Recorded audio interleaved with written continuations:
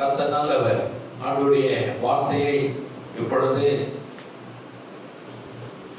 இந்த செப வேளையிலே கர்த்தருடைய வார்த்தையை கொடுக்கும்படியாய் அரியன் வந்திருக்கிறேன். கர்த்தர் நல்லவர். சோத்திரம். அல்லேலூயா, அல்லேலூயா.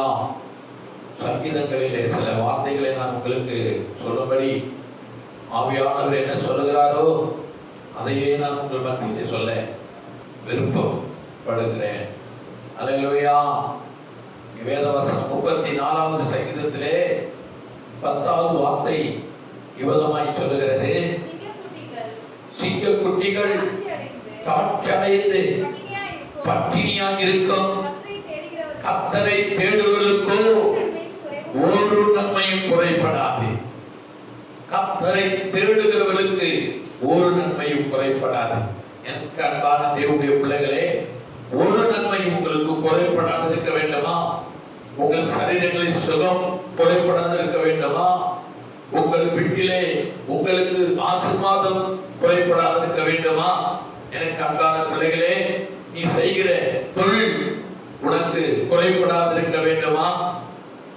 உன்னுடைய எல்லா வேலைகளிலும் உன் கையின் பிரயாசத்திலும் குறைபடாது இருக்க வேண்டுமா? ஆண்டவராகிய இயேசு கிறிஸ்துவை தேடுங்கள். ஆண்டவராகிய இயேசு கிறிஸ்துவை உலக இரட்சகர் என்று சொல்லி நம்புங்கள். அவர் நமக்காக உங்களுக்காக அவர் மரித்த பாடுகளை பட்டு சிலுவையிலே அறையப்பட்டு மரித்து உயிர்த்து இன்னைக்கும் உயிரோடு வாழ்ந்து கொண்டிருக்கிறார் என்று விசுவாசியுங்கள். அப்பொழுது நிச்சயமாய் உங்கள் குறைகள் எல்லாம் கிறிஸ்துக்குள் நிறைவாக்க வல்லவராக இருக்கிறார். எனக்கு அன்பான தேவனுடைய பிள்ளைகளே, சிங்கக்குட்டிகள் காட்டிலே கிடைக்கின்ற சிங்கக்குட்டிகள் ஒருவேளை தாட்சி அடைந்து பட்டினியாய் இருக்கும். கர்த்தரை உண்மையாய் தேடுவாயானால் உன் வாழ்க்கையிலே குறைகளே இருக்காது.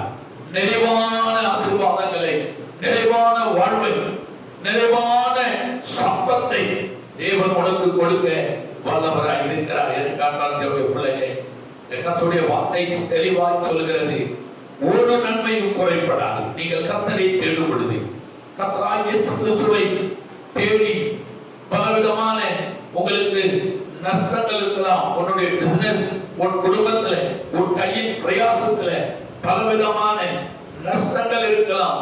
ஆனா என் ஆண்டவராகிய தெய்வம் இயேசுவை நீங்கள் முழுமையாய் விசுவாசிப்பியானால், விசுவாசித்து அவரை நம்பி அவருக்கு பின்னே நீங்கள் செல்லும் பொழுது, அவரை சொந்த இரட்சகராக ஏற்றுக்கொள்ளும் பொழுது, நிச்சயமாய் தேவனாகிய கர்த்தர் உங்களுக்கு ஒரு நன்மை குறைபடாதபடி உங்களை பாதுகாத்து உங்களை ஆசீர்வதிப்பார். இந்த வசனம் அதுதான் சொல்லுகிறது. 9வது வசனம் சொல்லுது பாருங்க. 9 சொல்லுது, கர்த்தருடைய பரிசுத்தவான்களே அவருக்கு பயந்திருங்கள், அவருக்கு பயந்தவர்களுக்கு குறைவில்லை. சிங்கக்குட்டிகள் தாட்சி அடைந்து பட்டினியா இருக்கும். கர்த்தரை தேடுவதற்கு ஒரு நன்மை குறைபடாது. கர்த்தருக்கு பயப்படுகிறவர்களுக்கு ஒரு நன்மை குறைபடாது. எனக்கு அன்பான தேவனுடைய பிள்ளைகளே, தேவனை அறியாத பிள்ளைகளே, தேவனை அறிந்த பிள்ளைகளே, ரட்சிக்கப்பட்ட பிள்ளைகளே, ரட்சிக்கப்படாத பிள்ளைகளே, நிச்சயமாய் ஒன்றும் உங்கள் வாழ்க்கையிலே குறைபடாது. எனக்கு அன்பான பிள்ளைகளே, ஒருவேளை குறைபட்டதா இயேசுவை தேடுங்கள்.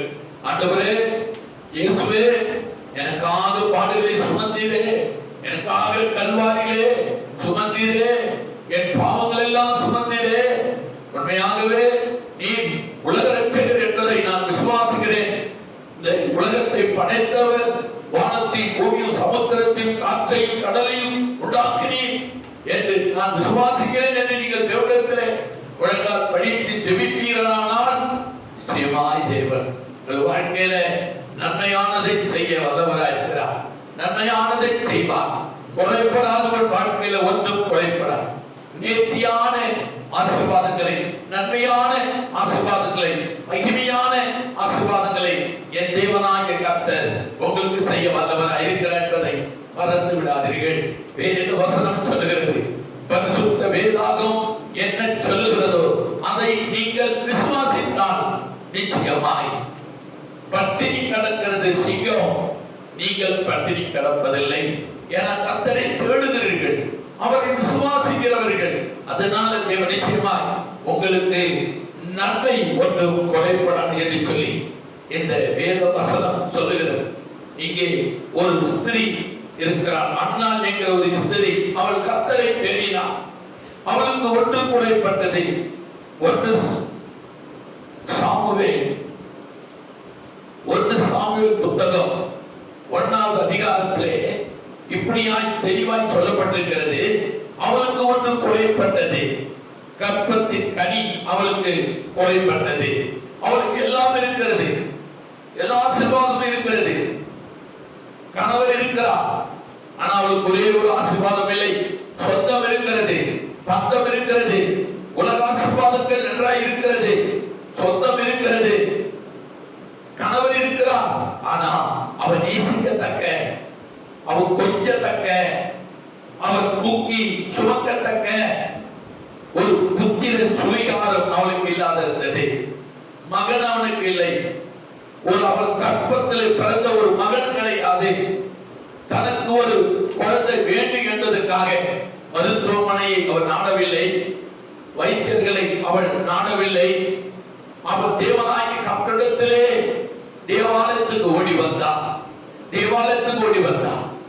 அவள் தேவாலயத்துக்கு ஓடி வந்து தேவனுடைய சமூகத்திலே முழங்கால் படியிட்டு அவள் தேவனாகிய கர்த்தரை நோக்கி, ஆண்டவரே, உலகத்திலே காட்டிலே சிங்கம் பட்டினியா இருக்கும், கர்த்தரை தேடுவதற்கோ ஒரு நன்மையும் குறைபடாது என்று அநேக பிரசங்கத்தை நான் கேட்டிருக்கிறேன், அநேக வார்த்தைகளை நான் அறிந்திருக்கிறேன், வேத புத்தகங்கள் இப்படி சொல்லுகிறது.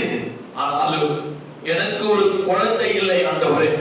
நான் உம்மிடத்திலே வந்திருக்கிறேன், நான் உம்மிடத்திலே ஒரு சமூகத்துக்கு வந்திருக்கிறேன், உமது முகத்தை தரிசிக்க வந்திருக்கிறேன், உம்மை தேடி வந்திருக்கிறேன், என் உரிமைகளை நிறைவாக்கும் ஆண்டவர் என்று சொல்லி ஆண்டவராகிய கர்த்தரிடத்திலே அவள் ஜெபிக்க ஆரம்பித்தாள். இங்கே சாமுவேல் 1வது புத்தகத்திலே 10வது வார்த்தை தெளிவாய் சொல்லுகிறது. இந்த பரிசுத்த வேதாகமம் என்ன வார்த்தை நமக்கு கூறுகிறதோ அந்த வார்த்தைகளை நீங்கள் விசுவாசிக்கும் பொழுது நிச்சயமாக உங்கள் வாழ்க்கையிலே நன்மைகளை நீங்கள் பெற்றுக்கொள்ளும். உங்களுக்கு என்ன குறை இருக்கிறது கர்த்தர் அறிவார். அந்த குறைகளை தேவனிடத்தில் சொல்லும் பொழுது, அந்த தேவைகளை கர்த்தரிடத்தில் சொல்லும் போது நிச்சயமாய் நீங்கள் தேவனை தேடி அந்த காரியத்தை சொல்லும் பொழுது நிச்சயமாய் தேவன் உன்னை ஆசீர்வதிக்கிறவராக இருக்கிறார். உன் குறைவை நிறைவாக்கி உனக்கு நன்மை செய்கிற ஆண்டவராய் கர்த்தராகிய தேவன் காணப்படுவார். அதனால தான் இங்கே இந்த அண்ணா கர்த்தருடைய ஆலயத்துக்கு ஓடி வந்து அங்கே முழங்கால் படியிடுகிறார். 10வது வசனம் இங்கே சொல்லுகிறது, அவள் போய் மனம் கசந்து மிகவும் அழுது கர்த்தரை நோக்கி விண்ணப்பம் பண்ணினாள். அவளுக்கு கர்த்தரிடத்திலே கேட்டா எனக்கு கிடைக்கும் என்ற ஒரு நம்பிக்கை அவளுக்குள்ளே இருந்தது என்று சொல்லி நாம பார்க்கிறோம். இதை எட்டுல ஒரு வசனம் வந்து அவனுடைய கணவன் ஆகிய அந்த எல்கானா அண்ணால் முகம் வாடலாக காணப்பட்டார். அப்ப தன் மனைவி முகம் வாடலாக காணப்படுகிறாளே என்று அறிந்தவனாய் தன் அண்ணாலை பார்த்து அவன் கேட்கிற கேள்வி என்ன என்பதை இந்த 8வது வசனம் நமக்கு தெளிவாய் சொல்லுகிறது. அவள் புருஷனாகிய எல்கானா அவளை பார்த்து, அண்ணாளே, ஏன் அழுகிறாய்? ஏன் சாப்பிடாதிருக்கிறாய்? ஏன் சஞ்சலப்படுகிறாய்? 10 குமாரரை பார்க்கினும் நான் உனக்கு அதிகம் அல்லவா என்றார். எல்கானா தன் மனைவியை பார்த்து கேட்கிற ஒரு அழகான ஒரு வார்த்தை. அவன் கேட்ட வார்த்தை எனக்கு பிடித்தது. என்ன கேட்டான் தெரியுமா? ஏன் அழுகிறாய்? ஏன் அழுகிறாய்? எதற்கு அழுகிறாய்? உன் கணவனாகிய எல்கானா நான் உயிரோடு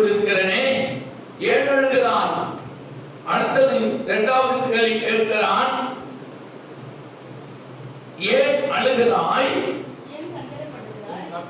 ஏன் சாப்பிடாமல் இருக்கிறாய்? ஏன் சஞ்சலப்படுகிறாய்? மூன்று வார்த்தை தன் மனைவி அன்னாளை பார்த்து கேட்கிற எல்கானாவுடைய வார்த்தை அன்னாளுடைய இருதயத்தை கலங்கினது, கலங்க செய்தது, கலங்க செய்தது. எனக்கு அன்பான தேவனுடைய பிள்ளைகளே, அவன் ஒரு அன்போடு அரவணைப்போடு இவருக்கு என்ன தேவை என்பதை அவன் அறிந்தானோ அறியவில்லையோ என்பது. ஆனால் அவள் தன் மனைவியை பார்த்து கேட்ட கேள்வி அவனுக்கே ஒரு ஆச்சரியமா இருந்திருக்கும். ஏன் அழுகிறான்? எதற்கு நீ அழுது கொண்டிருக்கிறார்? ஏன் சாப்பிடாத இருக்கிறார்? ஏன் சஞ்சலப்படுகிறார்? ஏன் என்ன விஷயம்? எதற்காக நீ அழுது கொண்டிருக்கிற? ஏன் நீ சாப்பிடாத இருக்கிறாய்? ஏன் சஞ்சலப்படுகிறாய் என்று அவன் கேட்ட பொழுது அவள் அழுத கண்ணீர் கணக்கில்லை. அழுத கண்ணீருக்கு கணக்கில்லை. அவள் அழுது கண்ணீர் எல்லாம் அந்த பூமியிலே சிந்தத்தக்கதாக உடனே அவள் எழுந்து தன் கணவன் கேட்ட கேள்விக்கு அவளால் பதில் சொல்ல முடியவில்லை. ஒன்று செய்தாள். அந்த இடத்தை விட்டு அவள் எழுந்து தன்னுடைய தேவாலயத்துக்கு ஓடினான். அல்லேலூயா. தன்னுடைய தேவாலயத்துக்கு அவள் ஓடினான். ஓடி தேவாலயத்தில் எனக்கு உரியதை, எனக்கு தேவையானதை, எனக்கு உரியது, எனக்கு தேவையானது, நான் நினைப்பதை உன்னால் எல்கானாகிய என் புருஷனை உன்னால் கொடுக்க முடியாது. என் தேவனாகிய கட்டடத்திலே அந்த எனக்கு தேவைப்படுகிற அந்த காரியம் இருக்கிறது. நான் அவரிடத்திலே போய் நான் என் குறைகளை, அவரிடத்தில் என் தேவைகளை நான் அவரிடத்திலே சொல்லும் பொழுது நிச்சயமாக எனக்கு பதில் கொடுப்பார் என்ற எண்ணத்தோடு, ஏக்கத்தோடு, விருப்பத்தோடு தேவாலயத்துக்கு வந்தான்.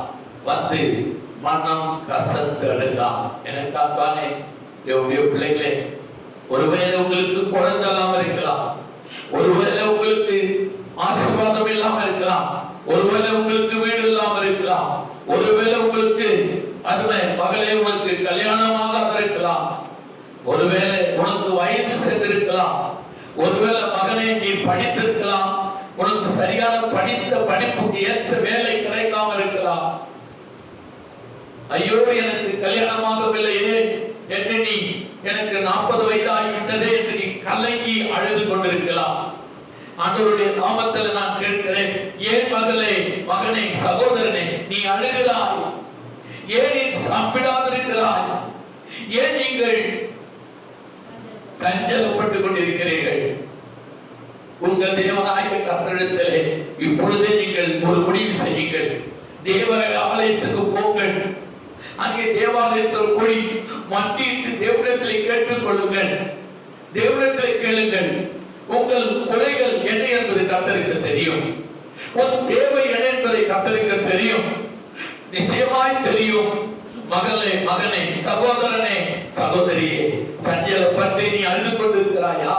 சாப்பிடாத நீ அழுது கொண்டிருக்கிறாயா? கலங்கி கொண்டு அழுது கொண்டிருக்கிறாயா? உன் அழுகை கண்ணீருக்கு பதில் இந்த உலகத்தில் இல்லை, உன் குடும்பத்தில் இல்லை, ஆண்டவராகிய இயேசு கிறிஸ்துவிலே உனக்கு பதில் இருக்கிறது. இப்பொழுதே ஒரு முடிவை செய். நான் ஆண்டவராகிய இயேசு கிறிஸ்துவை நான் சொந்த இரட்சகராக ஏற்றுக்கொள்ள போகிறேன். என் தேவைகள் அனைத்தும் அவரிடத்தில் இருக்கிறது. நிச்சயமாக நான் இயேசுவிடத்தில் கேட்பேன், இயேசு எனக்கு செய்வார். நான் விசுவாசத்தோடு நான் புறப்படுகிறேன் என்று முடிவு பண்ணுங்கள். இந்த அண்ணாளுக்கு நடந்த சம்பவத்தை இன்னும் கொஞ்ச நேரம் பிரசங்கத்தில் கேளுங்க.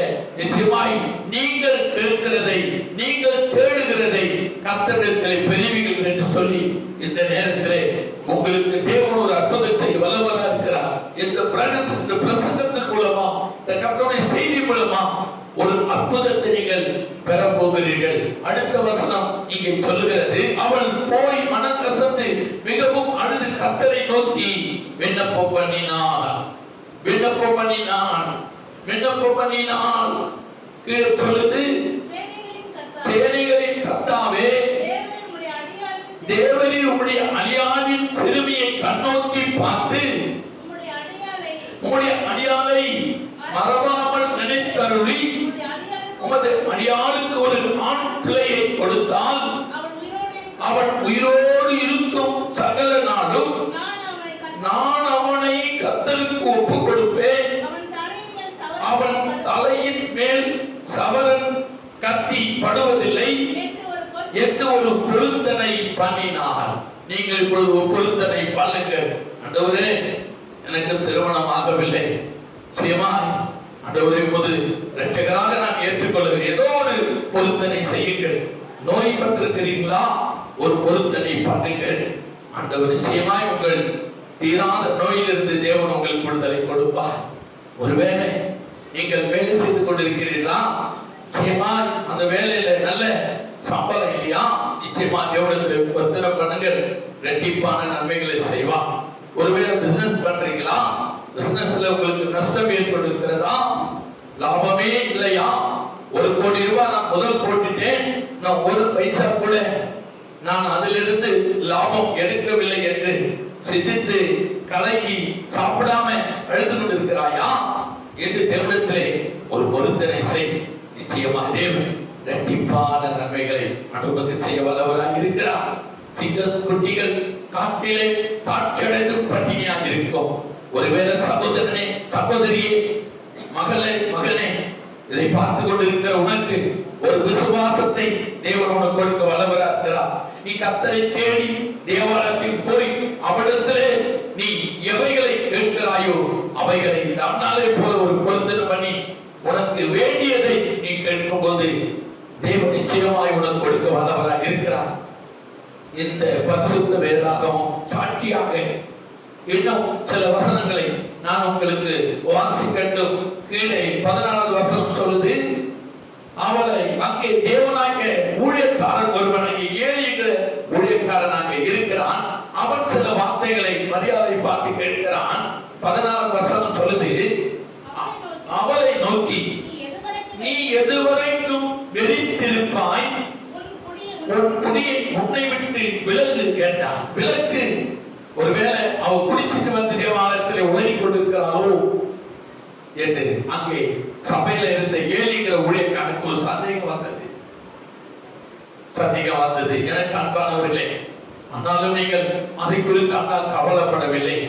அவள் இங்கே ஒரு வார்த்தை சொல்லுகிறார். 16வது வசனம் சொல்லுது, உம்முடைய அடியானின் பேரியாட்டு மகளாக என்னாதையும் மிகுதியான விசாரத்தினாலும் கிளேசத்தினாலும் இந்நேரம் மட்டும் விண்ணப்பம் பண்ணினேன் என்றார். கிளேசமாக எனக்கு தேவை இருக்கிறது, எனக்கு ஒரு குழந்தை இல்லை. இந்த உலகத்தில் எல்லாருக்கும் குழந்தை இருக்கிறது, எனக்கு குழந்தை இல்லை. நான் ரொம்ப வருத்தப்படுகிறேன். அதனால தேவனிடத்தில் நான் விண்ணப்பம் பண்ணினேன். எனக்கு என்ன தேவை என்பதை ஆண்டவரிடம் சொன்னேன். நான் குடிக்கவில்லை, நான் மது அருந்தவில்லை, நான் பேரியாளின் மகள் அல்ல, நான் ஆண்டவராகிய கர்த்தருடைய மகளா நீங்களுடைய ஆலயத்தில் வந்து என் தேவைகளை அவரிடத்தில் விண்ணப்பம் பண்ணி கொண்டிருக்கிறேன் என்று சொல்லி அந்த ஏழிங்கிற ஊழியக்காரனிட்டே அவள் பேசிக் கொண்டிருக்கிறார். எனக்கு அன்பான தேவனுடைய பிள்ளைகளே, அந்த வார்த்தையை அந்த ஊழியக்காரன் கேட்ட உடனே அவளுக்கு ஒரு வார்த்தை கூறுகிறான். அதற்கு ஏலி சமாதானத்துடனே போ, நீ இஸ்ரவேலின் தேவனிடத்தில் கேட்ட உன் விண்ணப்பத்தின்படி அவர் உனக்கு கட்டளை இடுவாராக என்றார். எத்தனை ஒரு அருமையான ஆசீர்வாதமான வார்த்தையை அவர் ஊழியக்காரன் அண்ணாளுக்கு கூறுகிறதை நீங்கள் கவனித்து பாருங்கள். எனக்கு அன்பானவரே, தேவனுடைய பிள்ளைகளே, சரியான நேரத்தில் தேவன் நீங்கள் ஏற்றுக்கொண்டு சரியான உங்கள் தேவைகளுக்காக கர்த்தருக்கு நீங்கள் விண்ணப்பம் பண்ணினார் நிச்சயமாக தேவன் உங்களுக்கு கொடுக்க வல்லவராய் இருக்கிறார் என்று இன்னொரு வசனத்து மூலமா அந்த தேவன் அற்புதத்தை அண்ணால் கண்டது போல நீங்களும் அதை பார்ப்பீர்கள். 20வது வசனம் தெளிவாக சொல்லுகிறது, சில காலம் சென்ற பின்பு அண்ணால் கர்ப்பவதி ஆகி ஒரு குமாரனை பெற்று கர்த்தரிடத்தில் அவனை கேட்டேன் என்று சொல்லி அவனுக்கு சாமுவேல் என்று பெயரிட்டார். எனக்கு அன்பார்ந்த பிள்ளைகளே, அவன் கேட்டதை கர்த்தரிடத்திலே பெற்றுக் கொண்டான். என்ன காரணம்? அவன் தேடி தேவனாகிய கர்த்தரை, கர்த்தருடைய ஆலயத்துக்கு, அதாவது சர்ச்சைக்கு, தேவாலயத்துக்கு அவர் ஓடி வந்து அங்கே மன்னிப்பு ஜெபித்து தான் மனதில் உள்ள எல்லா கவலைகளையும், கஷ்டங்களையும், கண்ணீர்களையும் தேவ சமூகத்திலே ஊற்றிவிட்டான். வேதவசனம் தெளிவா சொல்கிறது, அவன் ஊற்றினபடினான். அவர் ஊற்றினபடினான். 15வது வசனம் தெளிவா சொல்லுது, ஊற்றினாலும் தேவ சமூகத்திலே கண்ணீர் எல்லாம் ஊற்றினான். காட்டிலே சிங்கம் தாட்சி அடைந்து, ஐயோ எனக்கு இறை கிடைக்கவில்லையே, நான் இன்னைக்கு பட்டினி தானா, ஏற்கனவே நான் 7 நாள் 8 நாள் பட்டினியா இருக்கிறேன், இன்றைக்கும் எனக்கு ஆதாரம் இல்லையா, உணவு இல்லையா என்று தாட்சி அடைந்து பட்டினியா இருக்குமா? ஆனா கர்த்தரை தேடுவதற்கோ ஒரு நன்மையும் குறைபடாது. அண்ணாளுக்கு எல்லாம் இருக்கிறது, உலக வாசமாக இருக்கிறது, கணவர்கள் இருக்கிறார்கள், சொந்தம் இருக்கிறது, பந்தம் இருக்கிறது, அனைத்து நன்மைகள் கொட்டி கிடக்கிறது. ஆனா கர்ப்பத்தில் அவளுக்கு ஒரு மகன் இல்லை. அதற்கு குறிப்பா கேட்டா, ஒரு குழந்தை கூட ஆண்டவரை கேட்கவில்லை. ஒரு குமாரனை கொடுத்தாரானால் அவனுக்கு நான் சாமுவேல் என்று பெயரிடுவேன் என்று சொல்லி முதல் குழந்தை அப்படியே கர்த்தருடைய ஊழியத்துக்கு அதை கொடுத்து விட்டார். காணிக்கையாக நீங்கள் ஒரு பொருத்தனை பண்ணுங்கள், நிச்சயமா தேவன் உங்கள் பொருத்தனைகளை கேட்டு உங்களுக்கும் அண்ணாவுக்கு செய்த ஆண்டவர் உங்களுக்கு அற்புதத்தை செய்வார் என்று இந்த வேதம் தெளிவாய் சொல்லுகிறது. அல்லேலூயா. இரண்டாவது அற்புதம் இங்கே வேதம் சொல்லுகிறது. இரண்டாவது அற்புதம் என்ன நடக்கிறது? இரண்டாவது அற்புதம் ஒன்று நடக்கிறது.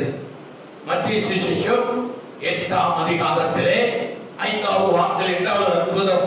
100க்கு அதிபதி என்ற ஒரு மனிதன் அங்கே இருந்தான், எருசலேமிலே இருந்தான். அங்கே அவன் இயேசு கிறிஸ்துவை குறித்து கேள்விப்பட்டான். இயேசு கிறிஸ்துவை குறித்து அவன் கேள்விப்பட்டான். அவன் உடனடியாக இயேசுவை தேடி, ஆண்டவர் எங்க இருக்கிறார் இயேசு கிறிஸ்து என்று அவன் தேடி அறிந்து கர்த்தரை தேடி ஓடி வருகிறான். தேவன் அப்பொழுது அங்கே ஒரு கிராமத்திலே ஊழியம் செய்து கொண்டிருந்தார். அங்கே என்ன நடக்கிறது என்பதை வேத வசனம் தெளிவாக சொல்லுகிறது. நான் உங்களுக்கு வாசித்து காட்டுகிறேன். எப்பொழுது இது நடக்கிறது? இயேசு மலை ஊழியம் செய்து கொண்டிருக்கிறார். மலையில உட்கார்ந்து அநேக ஜனங்களுக்கு பிரசங்கித்துக் கொண்டிருக்கிறார். என்ன பிரசங்கித்துக் கொண்டிருக்கிறார்? அவர் மலையிலிருந்து இறங்கின பொழுது திரளான ஜனங்கள் அவருக்கு என்ன பண்ணாங்க? திரளான ஜனங்கள் மத்தியிலே ஆண்டவராகிய இயேசு கிறிஸ்து தன்னுடைய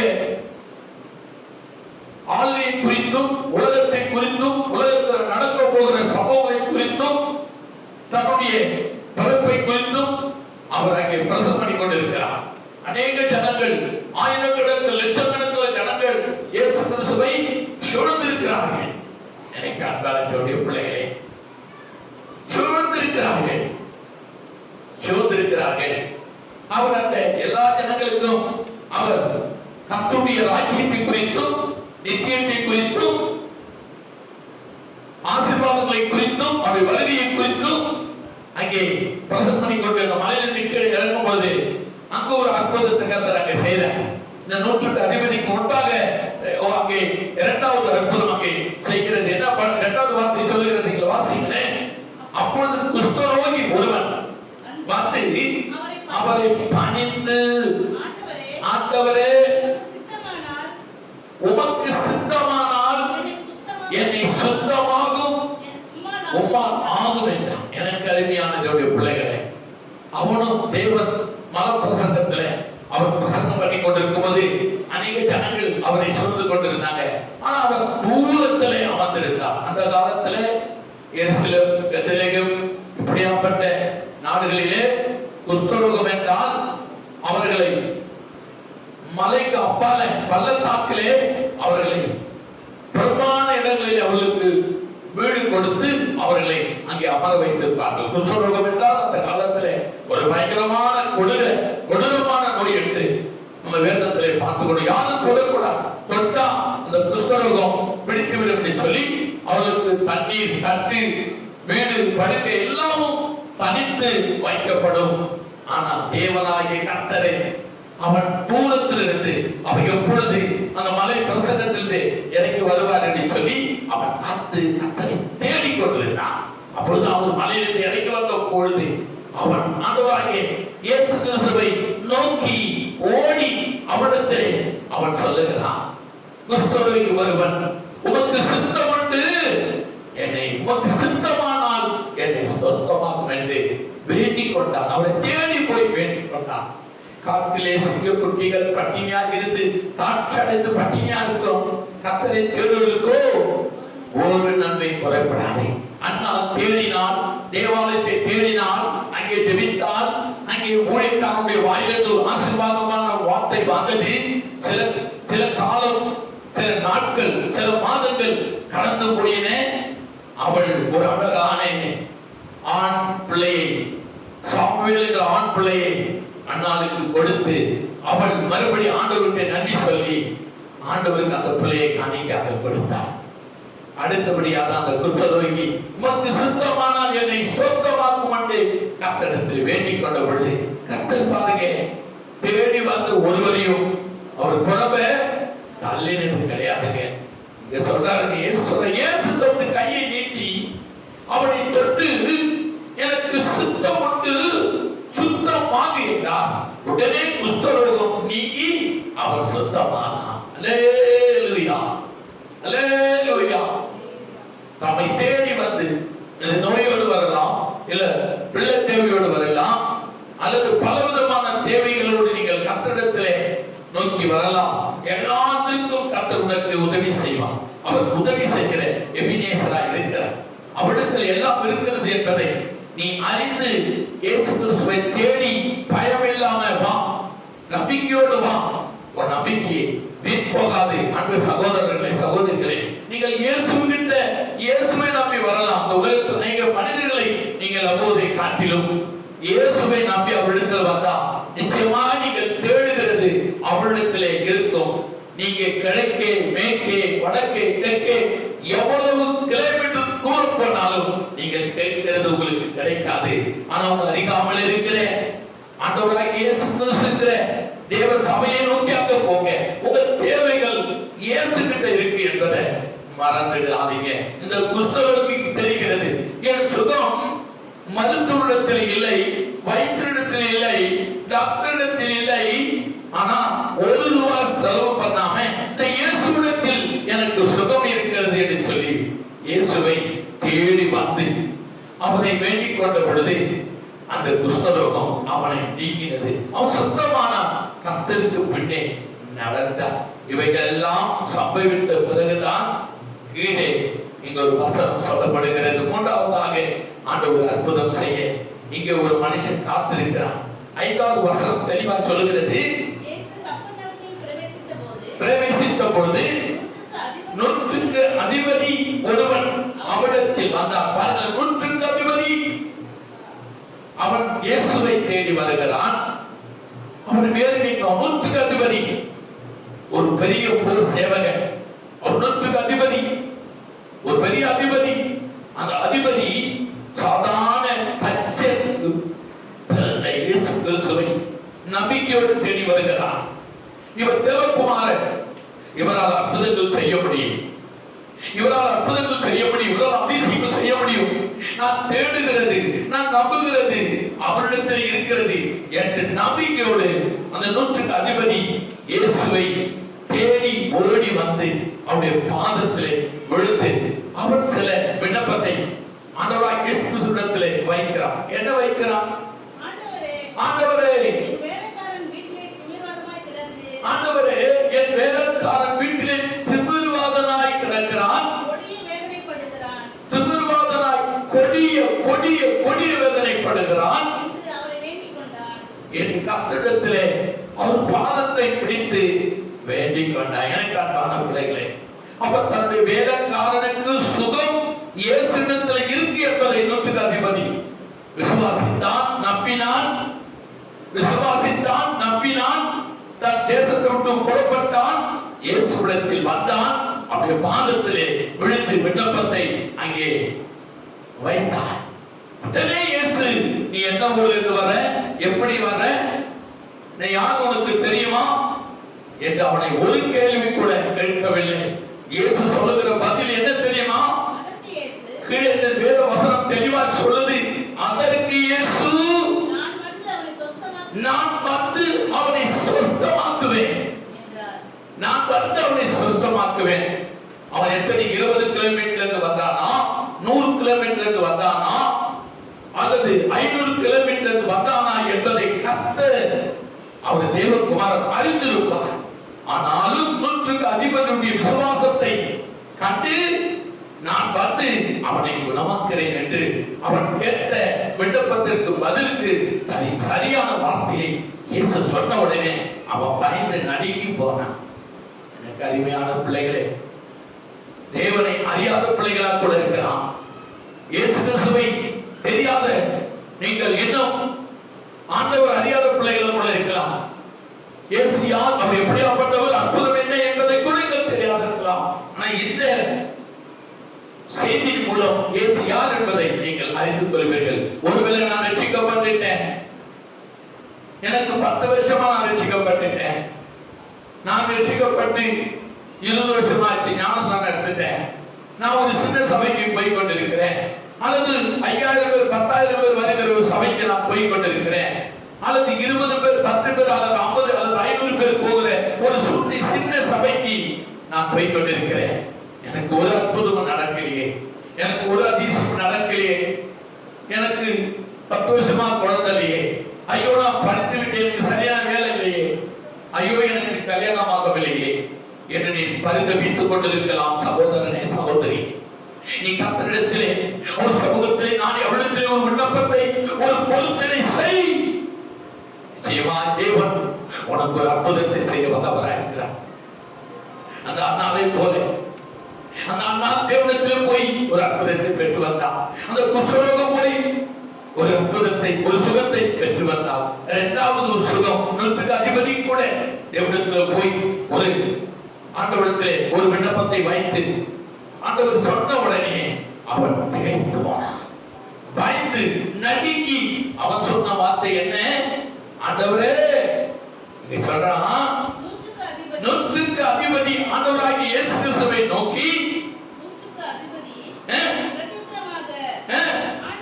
ஆண்டவரே, நீர் என் வீட்டுக்கு வருவதற்கு என் வீடு பாத்திரமா இல்ல, ஒரே ஒரு வார்த்தை மாத்திரம் சொல்லும், அப்போது என் வேலைக்காரன் விடுதலை பெறுவான், சுகமடைவான், எழுந்திருப்பான், எனக்கு பணிவிடை செய்வான், என் வேலைகள் எல்லாவற்றையும் அவன் செய்வான். அவன் செய்கிற வேலைகள் எல்லாம் நிறுத்தப்பட்டிருக்கிறது, அவனால் மாத்திரமே செய்யக்கூடும். அவன் சுகத்துக்காக தான் நான் வந்தாண்டுவேன். நீ தேவகுமாரன், நீ வரப்போகிற மேசியா, நீ உலக ரட்சகர், நீ உலகத்தை படைத்தவர், நீ யார் என்பதை நான் அறிந்துடாமை தேடி வந்திருக்கிறேன் என்று பல வார்த்தைகள் நான் தேவனை மகிமைப்படுத்தியிருப்பான் என்று நான் விசுவாசிக்கிறேன். எல்லாவற்றையும் எழுத முடியாது. நீ ஒரே ஒரு வார்த்தை மாத்திரம் சொல்ல மாட்டவரே, இயேசுவே, நீ மேசியா என்பதை நான் அறிவேன்.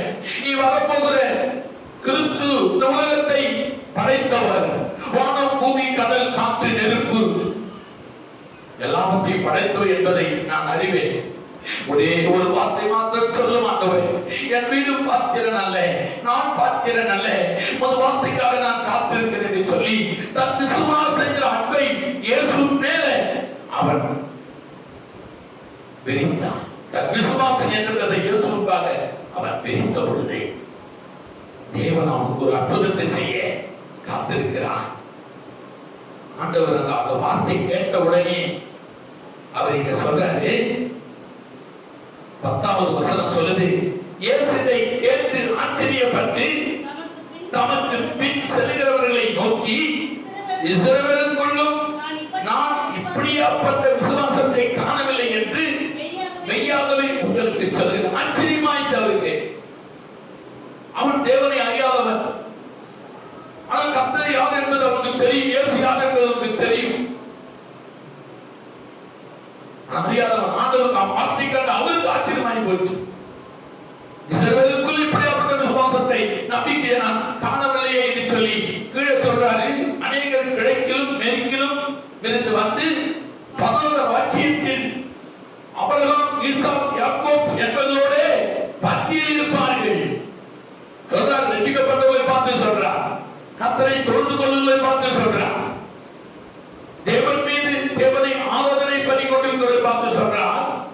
ராஜ்யத்தின் புத்திரரோ புறமான இருளிலே தள்ளப்படுவார்கள், அங்கே அழுகையும் பற்கடிப்பும் உண்டாயிருக்கும் என்று உங்களுக்கு சொல்லுகிறேன். பார்த்தீங்களா?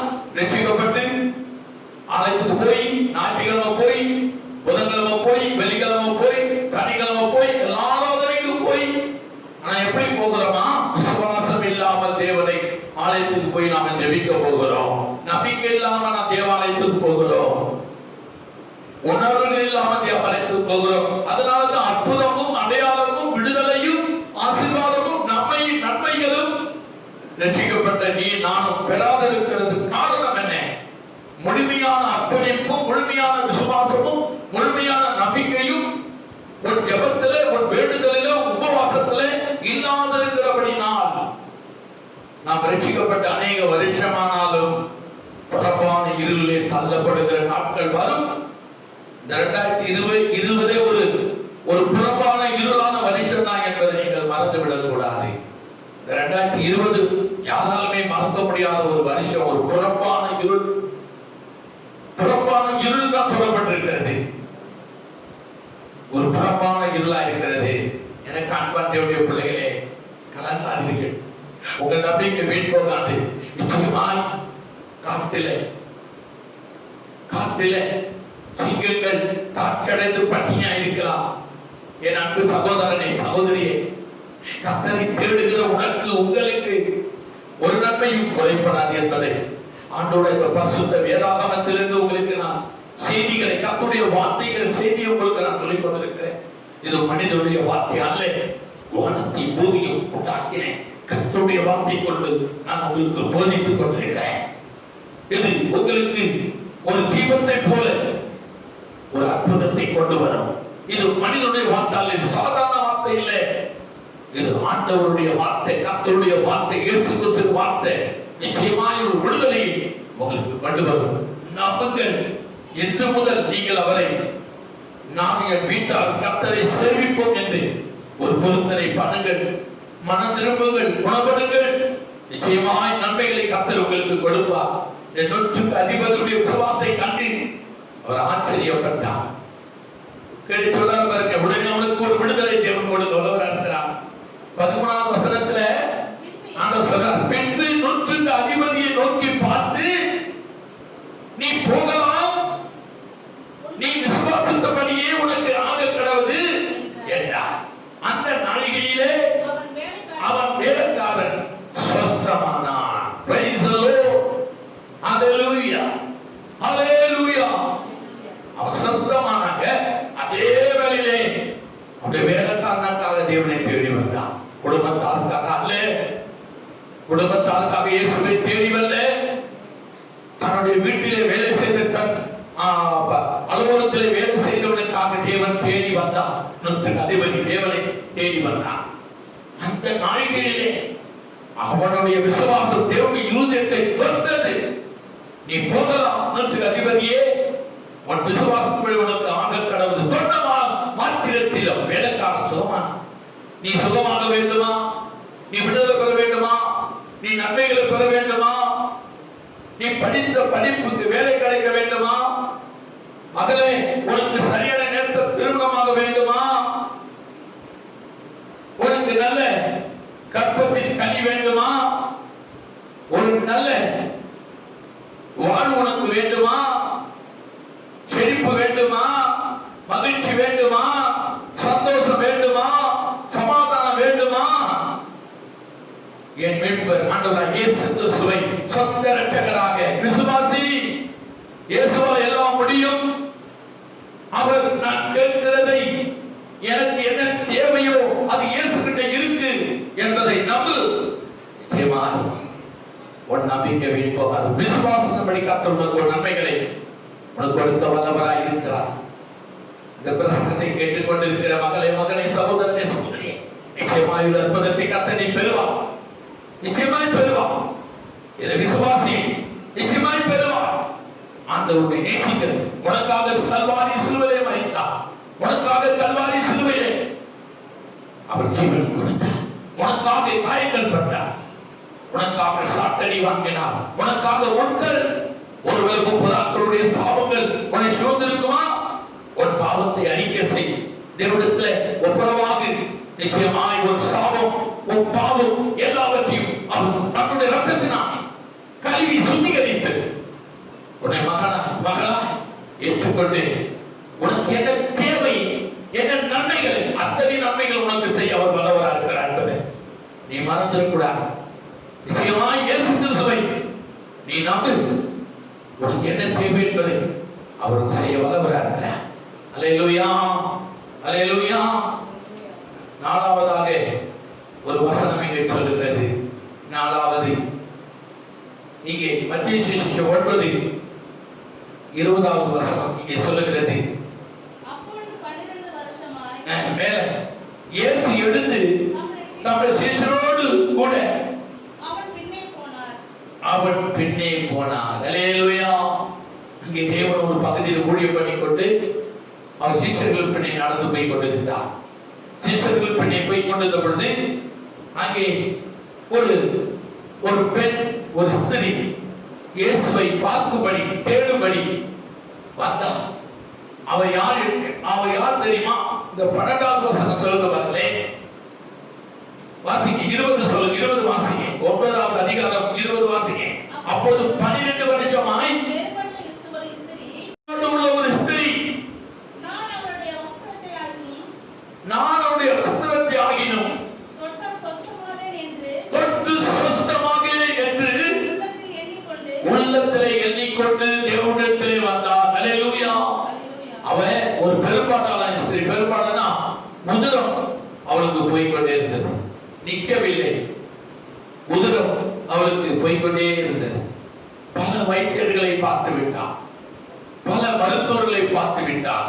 அவர் பார்க்காத மருத்துவர்கள் இல்லை, அவர் பார்க்காத வைத்தியர்கள் இல்லை, அவர் பார்க்காத மந்திரங்கள் இல்லை, அவர் பார்க்காத தந்திரங்கள் இல்லை, அவர் பார்க்காத சோசியங்கள் கிடையாது. கை சோசிய பார்த்திருப்பா, எலி சோசிய பார்த்திருப்பா, பலவிதமான சோசிய பார்த்திருப்பா, பேராசி பார்த்திருப்பா, அவர் பிறந்த தேதியை பார்த்திருப்பா, எல்லாத்தையும் பார்த்திருப்பா, எல்லா சோசியத்தையும் பார்த்திருப்பா, எல்லா மருத்துவத்தையும் நாடி இருப்பா, எல்லா டாக்டர்களையும் அவர் கண்டிருப்பா, பார்த்திருப்பா.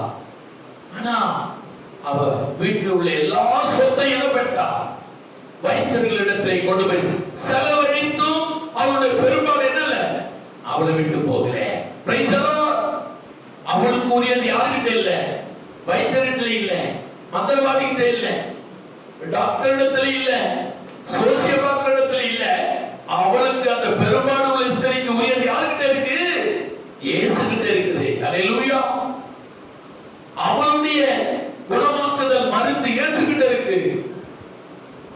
பல வைத்தியரிடத்தில் சென்றார். அவர் சொத்தெல்லாம், வீடு வாசல் எல்லாத்தையும் விட்டு தன் வைத்தியரிடத்திலே செலவு செய்தும் அவர் நோய் அவளை விட்டு போகல. எனக்கு அன்பான தேவனுடைய பிள்ளைகளே, ஒருவேளை தீராத நோயா? 50 வருஷமா அல்லது 20 வருஷமா, 10 வருஷமா, 5 வருஷமா, 2 வருஷமா தீராத நோய் பிடித்திருக்கிறதா? நான் பல வைத்தியரிடத்திலே போனேன், பல மந்திரவாதிகளிடத்திலே போனேன், பல MBBS, FTML பலவிதமான டாக்டரிடத்திலே நான் போனேன். ஒரு சுகமும் இல்ல. என் ரத்த போக்கு நிக்கல, என் வயிறு வலி நிக்கல, புத்திர பிள்ளை பாக்கி இல்ல, கல்யாணம் நடக்கல, நேரம் சரியில்லை, எனக்கு அந்த தோஷம் இந்த தோஷம் என்று சோசியர்கள் உங்கள் கல்யாண அந்த மகிழ்ச்சியான அந்த விவாக நாளை தட்டி கழித்துக் கொண்டிருக்கிறார்களா? ஏதாவது உனக்கு ஏதோ தோஷம் கழிக்கிறது சொல்லிக் கொண்டிருக்கிறார்களா? என் அருமையான மகளே, மகனே, சகோதரே, சகோதரியே, நீ இயேசு கிட்ட வா. நீ இயேசுவை நோக்கி பார். வாதையும் கிடையாது, தோஷமும் கிடையாது. இயேசு கிட்ட நீ வந்து என்ன வேண்டிக் கொள்ளுகிறாயோ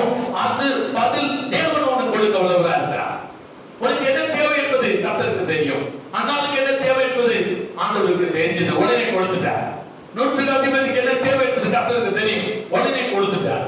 குஷ்டரோகிக்கு என்ன தேவை என்று கர்த்தருக்கு தெரியும், உடனே கொடுத்துட்டார். இப்போ பெரும்பாலும் ஸ்திரீக்கு என்ன தேவை என்பதை கொடுக்க போறாரு, நீங்க பார்க்க போறீங்க. அல்லேலூயா. உனக்கு என்ன தேவை என்பது இயேசுவுக்கு தெரியும். நீ இயேசுகிட்ட வா, நம்பி வா, நம்பி வா சகோதரி, நம்பி வா சகோதரா, நம்பி வா மகனே மகளே. நிச்சயமாய் நீ கேட்கிறது இயேசுகிட்ட இருக்குது. அல்லேலூயா. நீ கேட்கிறது இயேசுகிட்ட இருக்குது. வா. இந்த உலகத்தில் யாருக்கிட்டுமே கிடையாது. உனக்கு உள்ளது என உன்னை உருவாக்குறவர் உன்னை பேர் சொல்லி அழைத்திருக்கிறார். உனக்கு என்ன தேவை என்பது இயேசுவுக்கு தெரியும். உனக்கு பணம் வேணுமா, காசு வேணுமா, நன்மை வேணுமா, சுகம் வேணுமா, விடுதலை வேணுமா, வேலை வேணுமா, விவாதம் வேணுமா, வீடு வேணுமா, என்ன வேணும் என்பதை தேவன் உன் பேர்ல குறித்து வைத்திருக்கிறான். அதை உனக்கு கொடுக்க, மகளே என்னிடத்தில் வருவாயா, மகனே என்னிடத்தில் வருவாயா, நான் உனக்கு கொடுக்க வல்லவரா இருக்கிறேன். வருத்தப்பட்டு பாதம் சுமக்கிறவர்களே, நீங்கள் எல்லாரும் என்னிடத்திலே வாருங்கள், உங்களுக்கு இளைப்பாறுதலும் நன்மையும் ஆசீர்வாதமும் எல்லாவற்றையும் நீங்கள் நினைக்கிறதெல்லாம் என்னிடத்தில் இருக்கிறது, உங்களுக்கு கொடுக்க நான் வல்லவராய் தகப்பனை போல இருக்கிறேன், தாயை போல இருக்கிறேன். ஓடி வாருங்கள், உங்கள் குறைகள் எல்லாம் நான் நிறைவாக்குறேன் என்று கர்த்தர் உங்களை இருகரம் கொண்டு அழைக்கிறார். ஓடி வாருங்கள், உங்களுக்கு என்ன நன்மை வேண்டுமோ அதை தேவனுக்கு பெற்றுக் கொள்ளுங்கள். எனக்கு அன்பான தேவனுடைய பிள்ளைகளே, இங்கே ஒரு பெண்ணானவள், ஒரு ஸ்திரீ ஒரு முடிவோடு வந்திருக்கிறார். தன் ஆஸ்தியெல்லாம் விற்று வைத்திருந்ததை கொடுத்தும் சுகமாகவில்லை. பெருமாடு அவர் முடிவு செய்தால், யோசித்தால், நான் இயேசுகிட்ட போக போறேன், எனக்கு சுகமாக போகுது, எனக்கு விடுதலை உண்டாக போகுது என்று சொல்லி விசுவாசித்தால், அவள் தேவனிடத்தில் நாடினான், கர்த்தரை தேடினான். திரளான கூட்டம் இயேசுவை சூழ்ந்திருக்கிறது, திரளான கூட்டம் இயேசுவை சூழ்ந்திருக்கிறது. அப்ப உள்ளத்தில் ஒரு முடிவு செய்கிறான். என்ன முடிவு செய்கிறான்? 21 சொல்லுது, நான் அவனுடைய வஸ்திரத்தை ஆகினும் தொட்டான் சுத்தமாவேன் என்று தன் உள்ளத்தில் எண்ணிக்கொண்டு அவர் பின்னாலே வந்து அவனுடைய வஸ்திரத்தின் ஓரத்தை தொட்டான். Praise the Lord. அல்லேலூயா. வஸ்திரத்தை தொட்டான். அங்க உள்ளவங்களுக்கு யாருக்கும் தெரியாது. நீ கர்த்தரை தொடுகிறது கர்த்தருக்கு தான் தெரியும், நீ கேட்கிறது கர்த்தருக்கு தெரியும். அவர் உனக்கு கொடுப்பார், என்ன கேட்டாலும் கொடுப்பார். ஆனா கர்த்தருக்கு தொட்டது தெரிந்த உடனே கர்த்தர் ஒரு வார்த்தை சொல்லுகிறார். அடுத்த வசனம் தெளிவா சொல்லுகிறது, இயேசு திரும்பி பார்த்து, இயேசு திரும்பி அவளை பார்த்து, மகளே திடங்கொள், உன் விசுவாசம் உன்னை ரட்சித்தது என்றார். அந்நேரம் முதல் அந்த ஸ்திரீ அந்த இரத்த போக்கில் இருந்து, பெரும்பாட்டில் இருந்து, இந்த நோயில் இருந்து அவர் விடுதலை பெற்றார். அப்ப பாருங்க, அந்த இரத்த போக்குள்ள அந்த ஸ்திரீக்கு சுகம் எங்க இருக்கு? டாக்டர்கிட்ட இல்ல, வைத்தியரிடத்தில் இல்ல, மந்திரவாதியிடத்தில் இல்ல, பத்திரவாதியிடத்தில் இல்ல, குறி சொல்றதில் இல்ல, சோசேதாரன் இல்ல. ஆனா இயேசுவிடத்தில் அவளுக்கு சுகம் இருக்கிறதை கர்த்தர் அறிந்திருந்தார். அவளும் விசுவாசித்தார். என் சொத்தெல்லாம், என் ஆஸ்தியெல்லாம் நான் விட்டு வைத்தியரிடத்திலே கொடுத்தும் ஒன்றும் பிரயோஜனம் இல்லை, எனக்காக ஒரு இயேசு மரித்தார், எனக்காக மரித்தார், என் நோய்களை சுமந்தார், என் தோஷத்தை சுமந்தார், என்னுடைய துக்கம், என்னுடைய கவலை, என் கண்ணீர் எல்லாம் இயேசு சிலுவையிலே சுமந்து விட்டார். என் கேள்விக்கு இயேசுகின்ற பதில் இருக்கிறது, என் நோய்க்கு அவர்கிட்ட மருந்து இருக்கு, என் வாழ்வுக்கு அவர்கிட்ட வழி இருக்கு, என்னுடைய படிப்புக்கு இயேசுகிட்ட வேலை இருக்கு, இயேசுகிட்ட போனா எனக்கு நல்ல வேலை கொடுப்பான், இயேசுகிட்ட போனா எனக்கு நல்ல ஒரு கணவனை கொடுப்பார், நல்ல ஒரு மனைவியை கொடுப்பார். என் நம்பிக்கையோடு வருகிற ஒருவரையும் அவர் புறமே தள்ளுவதில்லை. நன்மைகளை செய்ய இயேசு கிறிஸ்து உலகத்தில் சுத்தி திரிந்தாராம். நன்மை செய்யும்படி இயேசு சுத்தி திரிந்தார் நன்மைகளை செய்வதற்கு. உனக்கு செய்ய மாட்டாரா? நீ கர்த்தரை தேடுகிற உனக்கு செய்ய மாட்டாரா? கர்த்தரை விசுவாசிக்கிற உனக்கு செய்ய மாட்டாரா? அவர் நம்புகிற உனக்கு செய்ய மாட்டாரா? அநேகருக்கு அற்புதங்களை செய்கிறவர் உனக்கு செய்ய மாட்டாரா? எனக்கு அன்பான தேவனுடைய பிள்ளையே, நிச்சயமாய் செய்வார், சத்தியமாய் செய்வார், உண்மையாய் செய்வார், உற்சாகமாய் செய்வார். கிறிஸ்தவருக்கு சொன்னார் பாருங்க, உற்சாகமா சொன்னார், எனக்கு சித்தம் உண்டு நீ சொந்தமாக, எனக்கு சித்தம் உண்டு நீ சுகமாக, எனக்கு சித்தம் உண்டு நீ அதனால ஒரு நல்ல ஆண் குழந்தை நீ பெற்றெடுத்துக்க, எனக்கு சித்தம் உண்டு பெரும்பாலும் ஸ்திரிய ஒரு ரத்த போக்குல இருந்து சுகத்தை பெற்றுக்க, எனக்கு சித்தம் உண்டு நூற்றுக்கு அதிபதியே உன் வேலைக்காரன் சொந்தமாவான் என்று அற்புதங்களை செய்கிறான். காட்டிலே சிங்க குட்டிகள் தாட்சியடைந்து பட்டினியாய் இருக்கும். கர்த்தரை தேடுவதற்கோ ஒரு நன்மை, ஒரு நன்மை, ஒரு நன்மை. மனுஷன் வாழும் மனுகுலத்துக்கு எத்தனை நன்மைகள் இருக்கிறதோ அத்தனை நன்மைகள் ஏற்றுக்கிட்டே இருக்கு. இயேசுவை நோக்கி வா, இயேசுவை நம்பு, இயேசு மீது விசுவாசம் வை. நிச்சயமாய் அவர்களுக்கு அற்புதம் செய்ய அவர் கரம் வைத்திருக்கிறார். அவர் கரம் உனக்காகவே வைத்திருக்கிறது. மகளே, மகனே, வா என்னிடத்தில் வா, உனக்கு அற்புதத்தினாய் என்று உன்னை அழைக்கிறார். விசுவாசத்து வந்து கர்த்தரிடத்தில் அற்புதத்தை பெற்று செல்லுங்கள். ஒரு நன்மை உங்களுக்கு குறைபடாது. ஒரு நன்மை கர்த்தர் உனக்கு எல்லா நன்மையும் கொடுக்க அவர் நல்லவராய் இருக்கிறார். உனக்கு ஒரு நல்ல வாழ்வை கொடுப்பார், ஒரு வேலையை கொடுப்பார், ஒரு கல்வியை கொடுப்பார், ஒரு நல்ல அழகான கல்யாணம் பண்ணி 4 வருஷம் 5 வருஷம் 10 வருஷம் குழந்தை இல்லாம இருக்கலாம். நான் இயேசுவை நம்பி இயேசுகிட்டவா உனக்கு குழந்தை பாக்கியத்தை கற்றுக் கொடுக்கலாம். நிச்சயமா உனக்கு உன்கிட்ட இருக்கிற கேள்விக்கு இந்த உலகத்துல பதில் இல்லை. ஆனா என் தேவனாகிய மீட்பராகிய இயேசுவிடத்தில் உனக்கு பதில் இருக்கிறது. உனக்கு நன்மைகளை கர்த்தர் வைத்திருக்கிறார். நிச்சயமா நீ பெறுவா. விசுவாசத்தோடு வா. ஒரு கர்த்தருடைய வேத சத்தியத்தை கேட்டல்ல, நீ பெறுவா. ஆண்டவருக்கு அற்புதத்தை பெறுவா. நான் உனக்கு அற்புதம் பண்ண முடியாது, நான் உனக்கு உதவி செய்ய முடியாது.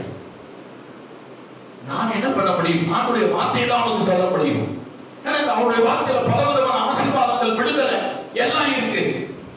இந்த வார்த்தையை நீ விசுவாசித்தாதான், ஏலி ஊழியக்காரர் சொன்ன வார்த்தையை அண்ணா விசுவாசித்து தன் அழைத்து விட்டு புறப்பட்டு வீட்டுக்கு போனான். சில காலம் சென்று அவள் பிள்ளை பெற்று வந்தாள். அவள் அங்கே ஆண்டவரை பார்க்கவில்லை, ஊழியக்காரனை பார்த்தா. ஊழியக்காரனுக்கு சொன்ன வார்த்தையை விசுவாசித்தான். நன்மை உண்டாயிருந்தது. எனக்கு அன்பான சகோதரனே, சகோதரி, உனக்கு என்ன தேவை என்பது கர்த்தருக்கு தெரியும். ஓடிவா. கர்த்தரை சீக்க பட்டினியா இருக்கும். நீ கர்த்தரை தேடுகிற நீ பட்டினியா இருக்க முடியாது. ஆண்டவருடைய நன்மைகளினால் ஒரு வாயை திருப்தியாக போகிறார். நிச்சயமா திருப்தியாவா. நம்புங்கள், விசுவாசித்து ஓடி வாருங்கள். கடந்த நாட்கள் போகட்டும். இதுவரை நீ விசுவாசியாக இருந்திருக்கலாம். ஆண்டவர் மேல உனக்கு நம்பிக்கை இல்லாம இருக்கலாம். அவர் ஒரு இயேசு தானே, ஒரு மனிதன் தான் என்று கூட நீ நம்பிட்டு இருக்கலாம். ஆனா எது முதல் தேவன் உன்னை ஆசீர்வதிக்க விரும்புகிறார்? எது முதல் கர்த்தர் உன்னை விடுவிக்க விரும்புகிறார்? எது முதல் உனக்கு நல்ல புத்திர சுவிகார குமாரனை கொடுக்க விரும்புகிறார்? எது முதல் உனக்கு ஒரு வாழ்வை வைத்திருக்கிறார்?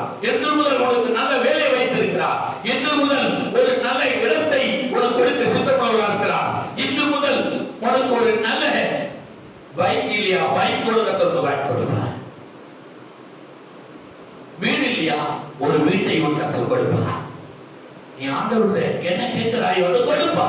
நீ அவர் ஆண்டவர், உலக ரட்சகர், எனக்காக மரித்தார், எனக்காக உயிர்த்தார், மீண்டும் பூமிக்கு வரப்போகிறார் என்று விசுவாசி. நீ விசுவாசித்தால் கர்த்தருடைய மகிமையை காண்பார். என்னவா இருந்தாலும் கர்த்தர் உனக்கு செய்ய பெரியவராக இருக்கிறார். அவர் எனக்கு பல அற்புதங்களை செய்திருக்கிறார். அந்த அற்புதத்தை தான் நான் உங்களுக்கு சொல்லிக் கொண்டிருக்கிறேன். நான் பெற்றேன், அனுபவித்தேன். அதை உங்களுக்கு ஆண்டவருடைய நன்மை, ஆண்டவருடைய பலம், ஆண்டவருடைய ஆசீர்வாதம் என்பதை உங்களுக்கு நான் கர்த்தருடைய பரிசுத்த வேதாகமத்தில் உங்களுக்கு நான் போதித்துக் கொண்டிருக்கிறேன். நம்பி வா, ஓடி வா. ஒரு கேள்விக்கு கர்த்தரிடத்திலே பதில் இருக்கிறது. நிச்சயமாய் மகனே, சகோதரனே, சகோதரியே, காட்டிலே சிங்கங்கள் பட்டினியா இருக்கும், தாட்சி அடைந்து பட்டினியா இருக்கும். கர்த்தரை தேடுவதற்கோ ஒரு நன்மை குறைபடாது. ஒரு நன்மை. ஒருவேளை நீ தெரியாம இருக்கலாம், இயேசு அற்புதம் என்னன்னு பார்க்காம இருக்கலாம். நிச்சயமாக ஒரு அற்புதம் செய்தது. குள்ளருக்கு பார்வை கொடுத்தவர், முடவனை நடக்க வைத்தவர். உனக்கு செய்கிறது லேசான காரியம். ஓடிவா, இன்று முதல் தேவன் உன்னை ஆசீர்வதிக்க விரும்புகிறார். எழுந்து எழுந்து தேவாலயத்துக்கு போ, கர்த்தரை நம்பு. அல்லது உன் வீட்டு உள்ளே நீ இதை பார்த்து கொண்டிருக்க அப்பொழுது முழங்கால் போடு, கண்ணை மூடு, ஜெபம் பண்ணு. சொன்ன வார்த்தை பைபிள் சொன்ன அந்த வார்த்தையை வாழ்க்கையில பலிக்குமா? ஆண்டவரை கேளு. நிச்சயமாய் நிச்சயமாய் மண்டி போட்டு ஜெபம் பண்ணு. ஆண்டவரை கேளு. இயேசுவே, எனக்கு குழந்தை இல்லையே, ஆண்டவரே எனக்கு கல்யாணம் ஆகலையே, ஆண்டவரே நான் படித்த வேலை கிடைக்கிறேன், ஆண்டவரே என் குடும்பத்தில் ஆசீர்வாதம் இல்லையே, ஆண்டவரே நான் வாடகை வீட்டில் இருக்கிறது சொந்த வீடு இல்லையே, ஆண்டவரே என் கையின் பிரயாசம் வேலை இல்லையே, பண்ணியா கடத்துறமே. நீ இப்பொழுது ஃபேமிலியா, குடும்பமா, தனிநபரா, ஒரு சூழ்நிலை எப்படி இருக்கிறோ அந்த சூழ்நிலைக்கு ஏற்ற மாதிரி இப்பொழுது தேவனுடன் முன்பாக உன்னை அர்ப்பணித்து இயேசுகிட்ட உன்னை ஒப்பு கொடுத்து நீ அவற்றை கேள். நிச்சயமா அற்புதம் உனக்கு செய்வார். நீ அற்புதத்தை பெற்ற பிறகு இந்த பிரசங்கியாரை நீ நினைவு கூறுவாய். நிச்சயமா தேவன் உனக்கு உதவி செய்ய எபினேசரா ஒரு கரம் நீட்டப்படுகிறது. எனக்கு சித்தம் உண்டு, நீ எல்லாம் உன் தேவைகளை பெற்றுக்கொள் என்று கர்த்தர் சொல்ல வல்லவராக இருக்கிறார். கண்களை மூடலாமா, செவிக்கலாமா? இந்த பிரசங்கம் நடந்து கொண்டிருக்கிற வேலையை ஆண்டவர் அற்புதம் செய்திருக்கிறார். நீ சோதித்து பா, டாக்டர் போய் சோதித்து பா. நிச்சயமாக நீ கேட்டது கர்த்தரிடத்தில் உனக்கு வந்திருக்கிறது. நிச்சயமா நீ அற்புதத்தை பெற்றிருக்கிற, அதை நான் விசுவாசிக்கிறேன். நிச்சயமா நீ பெறுவாய், பெறுவாய், பெற்றிருக்கிறார். கர்த்தருக்கு நன்மை செய்ய அவர் எபினேசராய் உன்கிட்ட வந்திருக்கிறார். விசுவாசிக்கிறாயா? நிச்சயமா இப்பொழுதே விசுவாசித்தால் தேவனுடைய மகனை காண்பார். நடக்கும். விசுவாசி மகளே, நாம் செபிக்கலாம், செபிக்கலாம். பரலோக பிதாவே, இந்த ஜெப வேளையிலே ஆண்டவரே ஒரு வேத வசனத்தின்படி அநேக பிள்ளைகளுக்கு நான் ஆண்டவரே பிரசங்கித்துக் கொண்டிருந்தேன். இதை பார்த்துக் கொண்டிருக்கிறவர்கள், இதை கேட்கிறவர்களுக்கு அற்புதத்தை அடையாளங்களை செய்யுங்கப்பா. ஆண்டவரே, அண்ணாளுக்கு என்ன தேவை என்பதை நீ அறிந்திருந்து அவர் தேவையை சந்தித்து, குஷ்டரோகிக்கு என்ன தேவை என்பதை கர்த்தர் அறிந்திருந்து நல்ல சுகத்தை கர்த்தர் கொடுத்து, நூற்றுக்கு அதிபதிக்கு என்ன தேவை என்பதை அறிந்திருந்து அவர் வேலைக்கான சுகத்தை கொடுத்து, 12 வருஷமாய் ரத்த போக்காயிருந்த அவளுக்கு என்ன தேவை என்பதை அவளுக்கு தன்னுடைய ஆஸ்தி வீடு சொத்தலாம் என்று மருத்துவத்தை கொடுத்தும் சுகமாகவில்லை. உங்களுடைய வஸ்திரத்தை தொட்ட மாத்திரத்தில் அவள் சுகமானான். ஒரு விசுவாசத்தை ரட்சித்தது என்று சொல்லி அவர் ஆசீர்வதித்து அவளை அனுப்பினேன். வந்தவர்கள் என்ன தேவையோடு இடத்தில் வந்தார்களோ அந்தந்த தேவைகளை அவர்கள் கொடுத்து அவரை அனுப்பினேன். இதை பார்த்துக் கொண்டிருக்கிறவர்கள் என்ன தேவை இருக்கிறதோ அவர்களுடைய விசுவாசத்தின்படி, அவர்களுடைய நம்பிக்கைப்படி, அவர்களுடைய ஆண்டவர்கள் வைத்திருக்கிற ஆண்டவரே நம்பிக்கைப்படி அவர்களுடைய எல்லா தேவைகளையும் சாதித்து அவர்களையும் ஒரு மகனாக ஏற்றுக்கொள்ளும். அவருடைய எல்லா தேவைகளுக்கும் ஆண்டவரே நீ பதில் கொடுத்து மது பிள்ளைகளாய் ஆசீர்வதி. நிச்சயமாய் என்னென்ன தேவைகளுக்காக அவங்க இந்த வார்த்தைகளை கேட்டுக் கொண்டிருக்கிறார்களோ அந்தந்த தேவைகளை கர்த்தர் சந்தித்து விட்டார், சுகமாக்கி விட்டார், குழந்தை பாக்கியத்தை கொடுத்து விட்டார், திருமண நாளை கொடுத்து விட்டார், ஒரு நல்ல வேலையை கொடுத்து விட்டார், ஒரு நல்ல வீட்டை கொடுத்து விட்டார், பிசினஸ் நல்ல ஒரு ஆண்டவரே ஆதாயத்தை கர்த்தர் கொடுத்து விட்டார். அவர்கள் என்னெல்லாம் நினைத்து கர்த்தரிடத்தில் வந்தார்களோ அதற்கெல்லாம் தேவன் பதில் கொடுத்து விட்டார். அவர் அவர்களுக்கு செய்த நன்மைகளுக்கு ஸ்தோத்திரம். காட்டில் வாழ்ந்த சிங்கங்கள் காட்சியடைந்து பட்டினாய் இருக்கும். கர்த்தரை தேடுபவர்களுக்கோ ஒரு நன்மையும் குறைபடாது. அவர் கேட்ட அனைத்து நன்மைகளுக்கும் நீ பதில் கொடுத்தபடி நான் ஸ்தோத்திரம். ஜெப வேலையை ஜெபித்த ஒவ்வொரு ஆண்டவரே கர்த்தருடைய வார்த்தைக்கு நீ பதில் கொடுத்ததுக்காக ஸ்தோத்திரம், ஸ்தோத்திரம். பெற்றுக்கொண்ட மக்களுக்காக ஆண்டவரே நான் நன்றி சொல்லுகிறேன். அப்பா பிதாவே, அன்பான தேவா, ஆசீர்வதித்தபடி ஒவ்வொரு மக்களுடைய தேவையை சந்தித்தபடி நான் ஸ்தோத்திரம். ஆசீர்வதி பலப்படுத்தி காத்து வரும் நாம மாத்திரமே மகிமை தேவதாக இயேசு கிறிஸ்து நாமத்தில் ஜெபித்தேன் ஜீவனுள்ள நல்ல பிதாவே, ஆமென், ஆமென். நிச்சயமாய் தேவன் உங்கள் தேவைகளை சந்தித்து விட்டார். விசுவாசத்தோடு அதை பெற்றுக் கொள்ளுங்கள். தேவன் உங்கள் ஒவ்வொருவரும் கூட அல்லேலூயா, அல்லேலூயா. God bless you.